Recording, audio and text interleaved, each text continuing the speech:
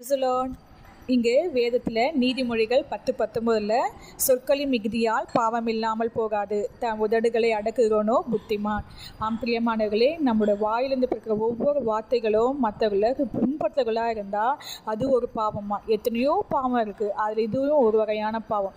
So தன் உதடுகளை அடக்குகிறவனோ புத்திமானாக நடந்துக்கணும். பாவத்து மேலே பாவத்தை நம்ம சேர்த்துக்கொள்ளாதபடி கொலை செய்கிறது, திருடுறது, பொய் பேசுகிறது, இது ஒரு வகையான பாவம்னா மற்றவங்களை குற்றப்படுத்துறது, மற்றவங்களை வேதனைக்குள்ளான வார்த்தைகளை பேசுகிறதும் ஒரு பாவம்மா அப்படின்னு நான் வேதத்தில் சொல்லுது.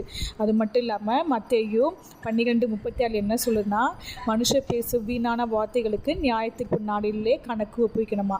பிரியமானவர்களே, நம்ம பேசுகிற ஒவ்வொரு வீண் வார்த்தைகள், பிரயோஜனமே இல்லாத வார்த்தைகள், அது எதுவாக இருந்தாலும் நம்ம என்னைக்கு கணக்கு ஒப்பிக்க போகிறோம்? நியாயத்துக்கு முன்னாடியில். அதனால் பேசுகிற ஒவ்வொரு வார்த்தைகளையும் நம்ம கவனித்து, உங்களுக்கும் மற்றவங்களுக்கும் எதாவது பிரச்சனையா அது